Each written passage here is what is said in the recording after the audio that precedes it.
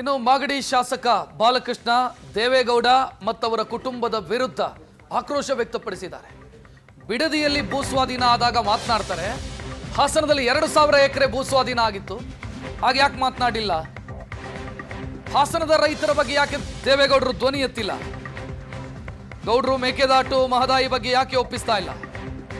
ಪುತ್ರ ವ್ಯಾಮೋಹವನ್ನ ದೇವೇಗೌಡರು ಬಿಡಬೇಕು ಅಂತ ಬಾಲಕೃಷ್ಣ ಮಾತನಾಡಿರು.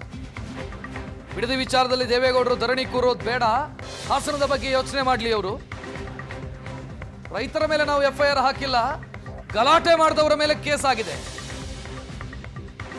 ಅಧಿಕಾರಿಗಳು ಹೊಡೆದರೆ ಏನು ಮಾಡಬೇಕು ಮತ್ತೆ ಅಂತ ಬಾಲಕೃಷ್ಣ ಪ್ರಶ್ನಿಸಿದ. ಇದ್ರ ಬಗ್ಗೆ ನಾನು ರಿಯಾಕ್ಟ್ ಮಾಡೋಕ್ಕೆ ಹೋಗಲ್ಲ. ಬಟ್ ಅವ್ರ ಮಗನೇ ಇದ್ದಾಗ ಬಿಡಿಸ್ಬೋದಾಗಿತ್ತು ದೇವೇಗೌಡರು. ಇದೇ ರೈತರು ಹೋಗಿ ದೇವೇಗೌಡರ ಹತ್ರ 2018ರಲ್ಲಿ ನಿಮ್ಮ ಮಗ ಅವ್ರಿಗೆ ಹೇಳಿ ದಯಮಾಡಿ ಇದನ್ನು ಡ್ರಾಪ್ ಮಾಡಿಸಿ ಅಂತ ಹೋದಾಗ, ಇಲ್ಲ ಹಂಗೆ ಮಾಡೋಕ್ಕಾಗಲ್ಲ, ಅವನೇನು ಹೇಳ್ತಾನೆ ಹಂಗೆ ಕೇಳ್ಕೊಂಡು ಹೋಗಿ ಅಂತ ಹೇಳಿದಂಥ ದೇವೇಗೌಡರು ಇವತ್ತು DK ಶಿವಕುಮಾರ್ ಅವರು ಮುಖ್ಯಮಂತ್ರಿ ಆಗಿದ್ದಾರೆ ಅಂಥೇಳಿ ಅದು ಯಾವುದೇ ಇಶ್ಯೂ. ಈಗ ನೋಡಿ, ದೇವೇಗೌಡರಿಗೆ ಭಾಳ ಜ್ವಲಂತ ಸಮಸ್ಯೆಗಳಿದ್ದಾವೆ ಈ ರಾಜ್ಯದಲ್ಲಿ. ಅದು ಮೇಕೆದಾಟು ಇರ್ಬೋದು, ಮಹದಾಯಿ ಇರ್ಬೋದು, ಈ ರೀತಿ ಅನೇಕ ಇಶ್ಯೂಸ್ಗಳಿದ್ದಾವೆ. ಅದ್ರ ಬಗ್ಗೆ ಅವರು ಬೆಳಕು ಚೆಲ್ಲಬೇಕು, ಅದ್ರ ಬಗ್ಗೆ ಅವರು ಹೋರಾಟ ಮಾಡಬೇಕು. ಅದ್ರ ಬಗ್ಗೆ ಅವರು ನರೇಂದ್ರ ಮೋದಿ ಅವ್ರಿಗೆ ಕಾಸ ಇದ್ದಾರೆ.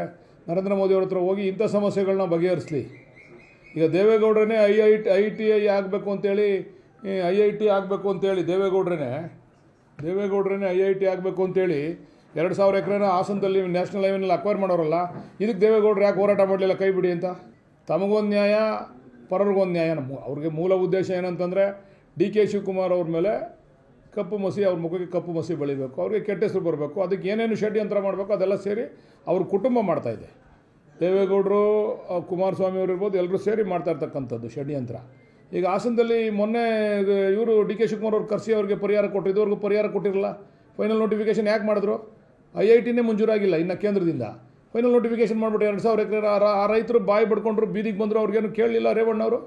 ದೊಣ್ಣೆ ತಗೊಂಡು ಚಪ್ಪಲಿ ತಗೊಂಡು ಕಲ್ಲಲ್ಲಿ ಹೊಡೆಯುವಂಥ ರೈತರನ್ನ ನೋಡಿದ್ದೀರಾ ನೀವು? ಯಾರು ಗಲಾಟೆ ಮಾಡೋರೆ ಅವ್ರ ಮೇಲೆ FIR ಹಾಕವ್ರೆ ಅಷ್ಟೇ. ಸುಮಾರು ರೈತರುಗಳ ಮೇಲೆಲ್ಲ ಹೋಗಿ FIR ಹಾಕೋಕ್ಕಾಗಲ್ಲ. ಹಂಗಿಲ್ಲ ಹಾಕವ್ರೆ. ಅವರು ಅಧಿಕಾರಿಗಳ ಮೇಲೆ ಕೈ ಮಾಡಿದಾಗ ಅಧಿಕಾರಿಗಳು ಕಂಪ್ಲೇಂಟ್ ಕೊಟ್ಟವ್ರೆ, ನಮ್ಮ ಮೇಲೆ ಅಲ್ಲೇ ಮಾಡಿದ್ರು ಅಂತ. ಆ ಆಧಾರದ ಮೇಲೆ ಹಾಕವ್ರೆ. ನಾವೇನೋ ಅವ್ರಿಗೆ FIR ಹಾಕಿ ಅಂತ ಹೇಳಿಲ್ಲ.